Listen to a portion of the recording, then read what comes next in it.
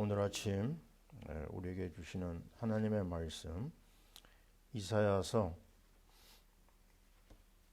9장 6절입니다.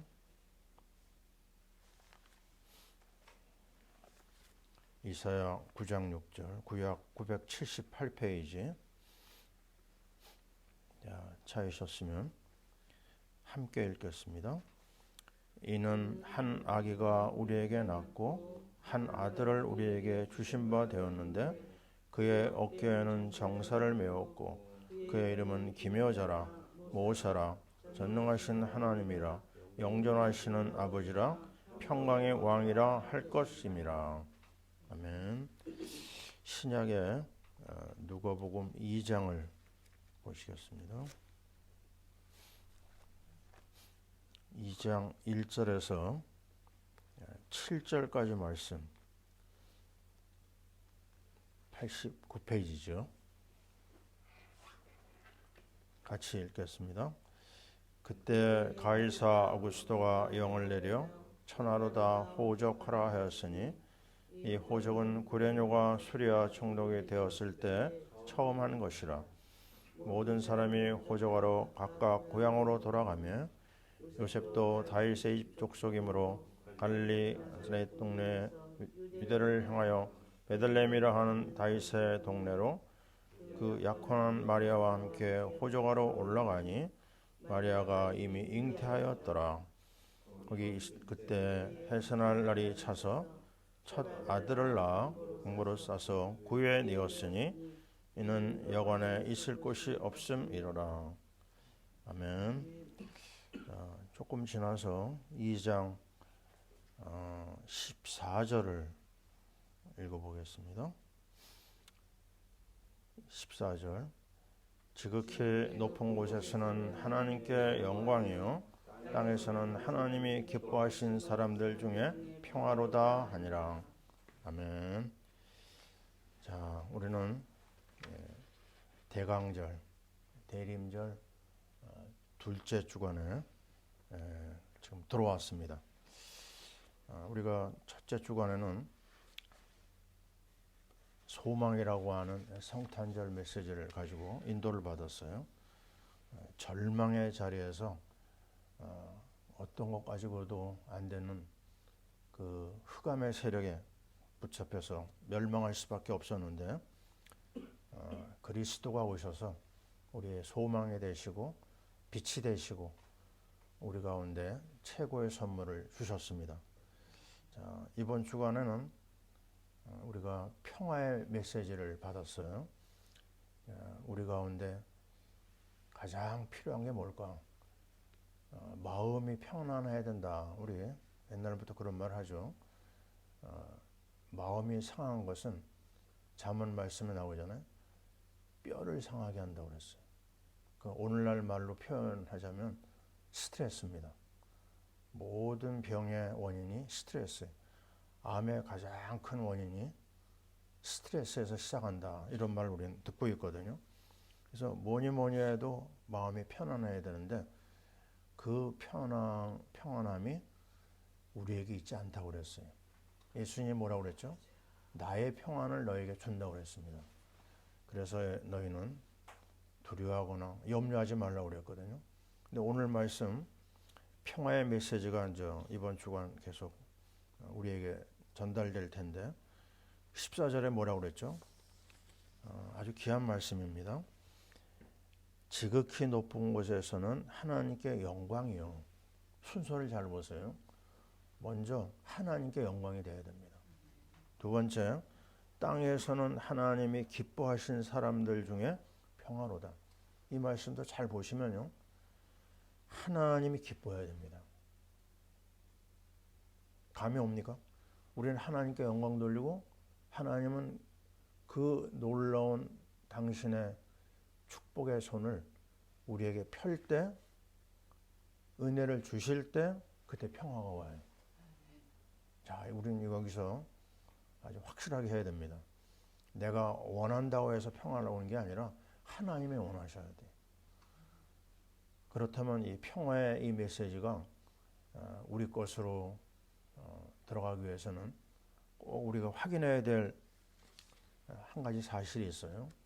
우리 인생은 참 특별합니다. 우리 딸내미가 고양이를 키우는데 가서 보면은요, 고양이도 사람의 손이 닿으면은요, 그렇게 좋아합니다. 고양이 키워본 사람 알잖아요. 그냥 어쩔 줄 몰라요. 손이 닿을 때 자기 몸이 막 너무너무 좋은 것을 행동으로 보여줍니다. 근데 이런 동물도 그런데요, 우리 인생도 참 묘한 게 있어요. 누군가에게 지배당하기를 원하는 마음이 있습니다. 우리 영혼은 파스칼이 그런 말을 남겼죠. 우리 몸에는 어떤 한 공간이 있는데 그 공간은 하나님만이 들어가야 될 공간이라고 그랬어요. 하나님만이 영광 받으셔야 될 그런 어떤 인생의 그 내적인 구조가 있다는 겁니다. 하나님이 우리를 다스릴 때, 하나님이 우리를 붙잡아 줄 때, 그때 우리는 참 안정감이 있어요. 우리 옛날부터 하는 말이 있죠. 엄마 손이라는 게 있습니다. 그 아이가 아프다가도요, 엄마의 손이 닿으면 신기하게 애가 아픈 게 없어지는 거예요. 마찬가지입니다. 우리는 하나님의 손이 필요합니다. 우리는 하나님께 경배를 해야 될 그런 존재고요. 왜냐? 창조할 때부터 그렇게 만들어졌어요. 우리는 하나님을 찬양하도록 만들어진 존재가 우리 인생입니다. 그래서 우리는 경배 대상을 바로 잘 찾아야 돼요.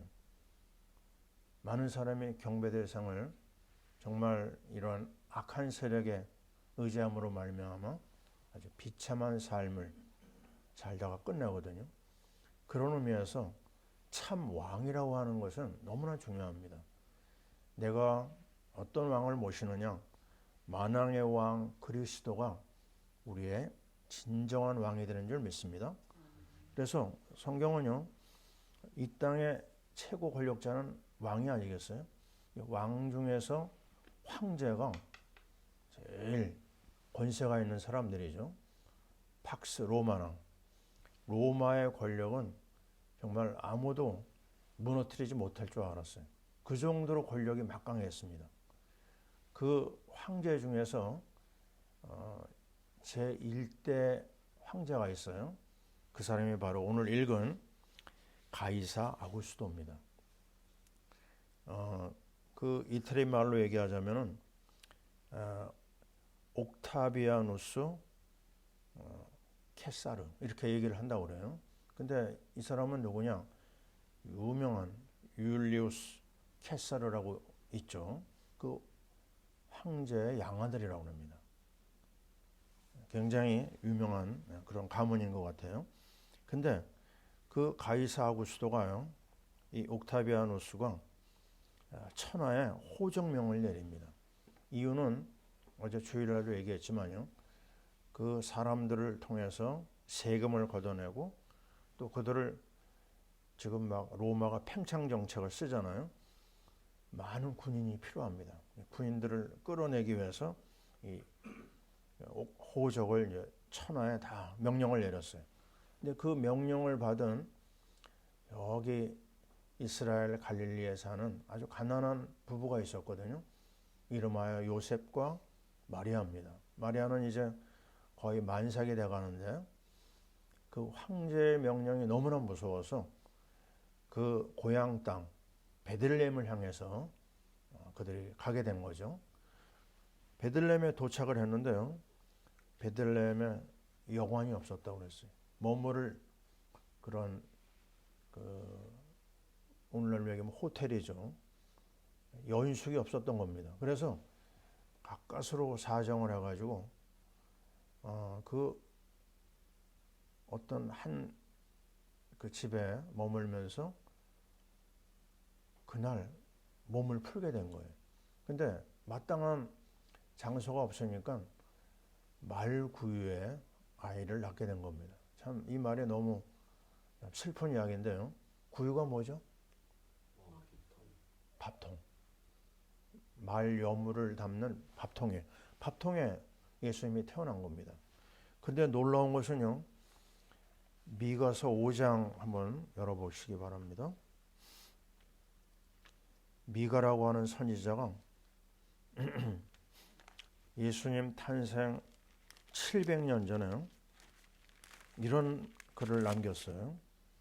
5장 2절 제가 읽습니다. 베들레헴 에브라다야, 너는 유다 족속 중에 작을지라도 이스라엘을 다스릴 자가 내게로 나올 것이라. 그의 근본은 상고에 영혼에 있느니라. 아멘. 이게 무슨 말이죠? 그 아기 예수가 근본이 상고에 있고, 그리고 시간으로 얘기하자면 영혼이라고 했어요. 누구죠? 하나님이에요. 하나님이 이 땅에 아기 예수로 오신다는 겁니다. 아주 작은 마을 베들레헴에 오시는 게 벌써 오래전에 예언이 된 거예요. 자, 그렇다면요, 겉으로 보면은 이 아구스도 황제는 굉장히 강력하거든요. 그의 말 한마디가 천하를 움직이고 모든 사람이 쩔쩔매요. 강력한 권세를 가지고 있어요. 거기에 비해서 어린 생명, 아이는요, 아무런 힘이 없어요. 너무 미약합니다. 그러나 역사는 뭘 얘기하죠? 그 아구스도는 오늘날 역사책의 한 부분 잠깐 나왔다가는 너무너무 참 보잘것없는 존재인 걸 알 수가 있어요. 자, 앞에서 지금 떵떵거리고 있어요? 아닙니다. 하나님이 잠깐 쓰다가 내어놓는 부뚜막에 부치깽이 같은 존재예요. 또 다른 말로 할까요? 하나님이 쓰시는 심부름꾼입니다. 그러면 역사의 주인은 누구냐? 역사의 주인은요, 예수 그리스도입니다. 오늘도 우리는 그 그리스도를 찬양하면서 하루를 시작합니다. 아니, 하루 종일 그 이름을 찬양하고 또 찬양합니다. 왜냐?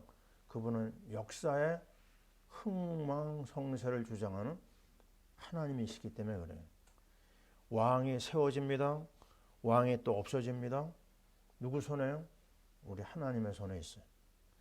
우리가 2024년이라고 하는 연도를 쓰죠. 이게 뭘 기준한 거죠? 우리 주 예수 그리스도가 탄생한 것을 기점으로 쓰여지는 하나의 그 역사력이라고 할 수가 있습니다. 다시 말하면 불신자든 하나님을 믿는 사람이든 관계없어요. 이 2024년을 따라가야 돼. 저 북한도 이걸 따라가야 됩니다. 러시아 모든 나라가 이 역사력을 따라 움직일 수밖에 없는 거예요. 왜냐? 주인이시기 때문에. 그래서 그분은 오늘도 우리 역사를 주관하고 계시고 우리 인생의 생사화복이 그분의 손에 있습니다. 자, 우리는 그래서 오늘 또 한번 확인해야 되겠어요. 뭐냐? 이사야 40장을 한번 열어보시기 바랍니다. 얼마나 하나님이 권세가 심히 당당한지 한번 보겠어요. 40장 15절을 보세요. 같이 읽어봅니다. 보라, 그에게는 열방이 통에 한 방울 물과 같고 저울의 작은 티끌 같으며 섬들은 떠오르는 먼지 같으리니. 17절 읽어보세요. 그의 앞에는 모든 열방이 아무것도 아니라 그는 그들을 없는 것 같이 빈 것 같이 여기시느니라. 아멘. 참 어마어마한 얘기입니다. 세계 인구가 지금 70억 넘었죠, 그죠? 그 70억의 인구들을 한 손에 가지고 계세요. 그리고 강력한 열방이 있죠. 열방을 통 속에 물 한 방울이라고 했어요. 저 큰 나라들이 다 물 한 방울입니다. 섬들은 뭐라고요? 먼지라고 그랬어요. 먼지가 암만 떠들어도 별일이 없는 거죠. 그리고 심지어 뭐라고 그랬죠? 하나님을 누구하고 비기겠느냐? 모든 열방은 아무것도 아니다. 그들을 없는 것 같이 빈 것 같이 여기시는 분이 하나님이라고 그랬어요. 그렇다면 우리는 이 만왕의 왕 그리스도 앞에 우리 마음을 드리고 우리 몸을 드리고 우리의 생명을 드려야 될 이유가 있습니다. 그때만이 진정한 평화가 와요. 그냥 내가 내 힘을 마음대로 쓴다? 아닙니다. 세상의 왕들은요, 무기가 있어야 돼요. 강력한 군사 무기를 가지고 그리고 상대방을 제압하거든요. 미국이 왜 이렇게 힘이 있죠?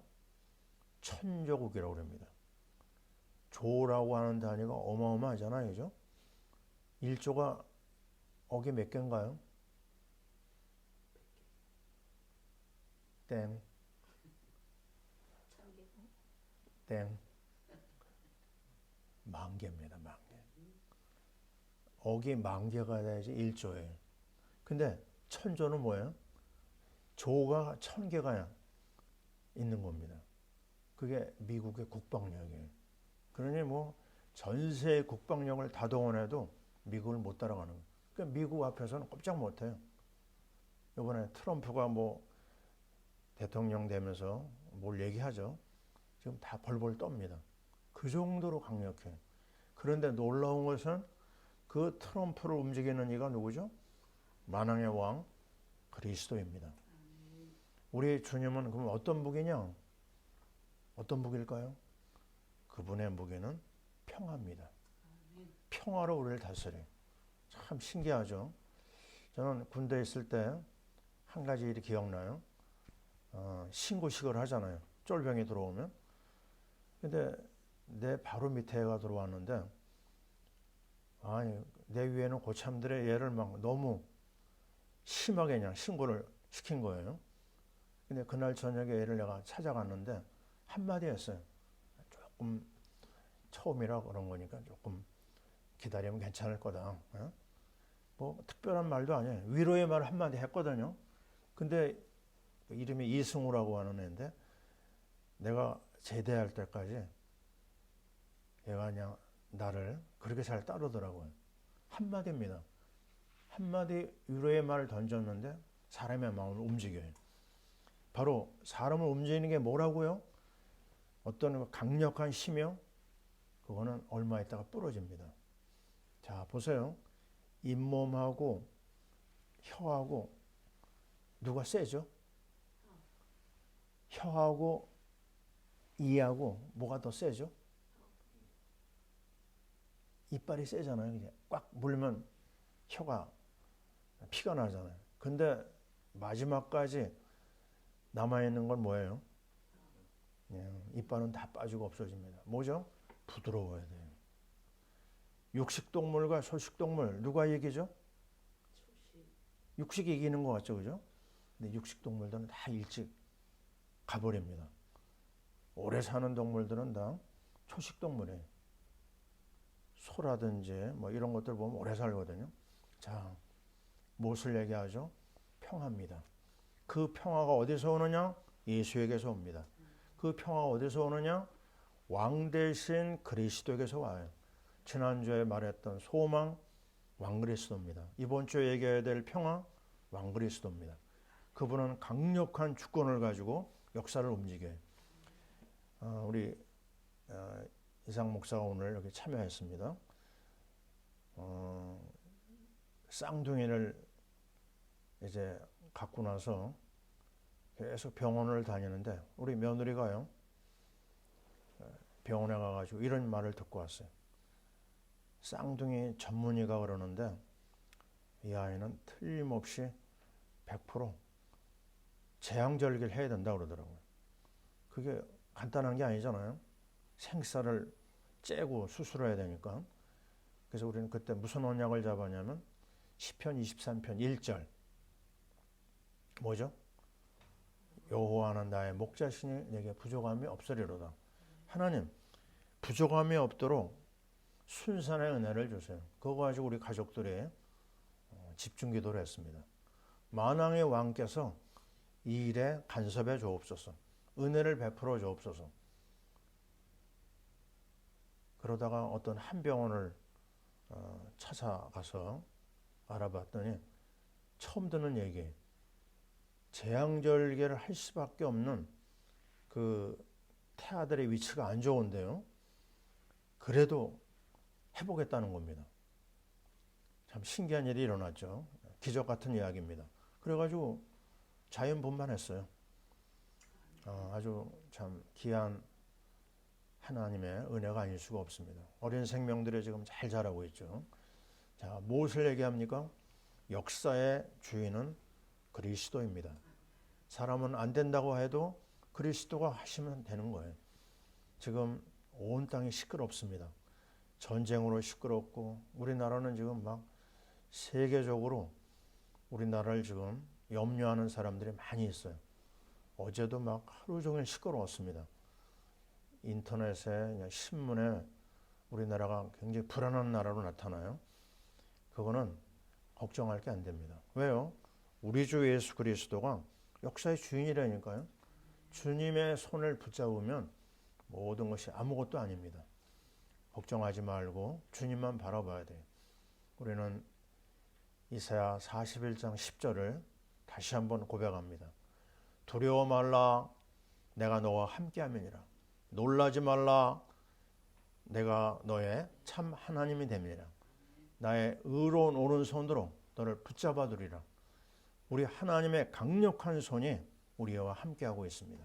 그래서 오늘 우리는 오늘도 주님을 향하여 영광을 돌리고 주님의 은혜를 찬양합니다. 히브리서 2장 8절 만물이 그 발 아래 복종하게 하였다 그랬어요. 자, 우리가 누구 앞에요? 그리스도 앞에 무릎을 꿇어야 됩니다.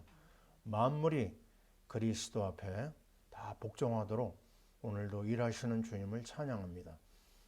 오늘도 평화의 하루가 될 줄 믿습니다. 아멘. 자, 기도하겠습니다.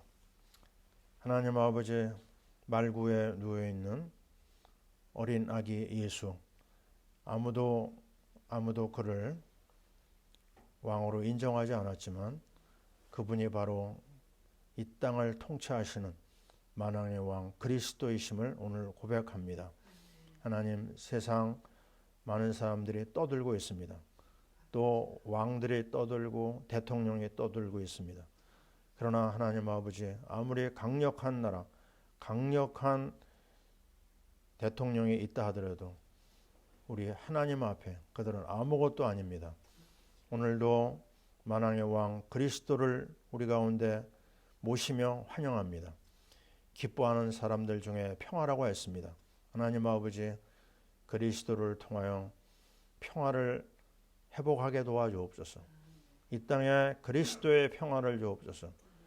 우리의 모든 가정마다 그리스도의 평화가 충만케 하옵소서. 오늘도 우리의 걸음걸음에 평화를 뿌리는 피스메이커의 축복을 누리게 도와 주시옵소서. 만왕의 왕 그리스도를 찬양하며 또 오늘 하루 종일 하나님의 은혜를 누리는 복된 하나님의 자녀들 되게 도와 주시옵소서. 예수님 이름으로 찬양하고 영광을 돌립니다. 이제는 우리 주 예수 그리스도의 크신 은혜와 우리 하나님 아버지의 사랑하심과 성령님의 내주인도 역사 충만하심이 주의 백성들 위해 또 사랑하는 모든 선교사님들 위해 지금부터 영원토록 함께 있을지어다. 아멘.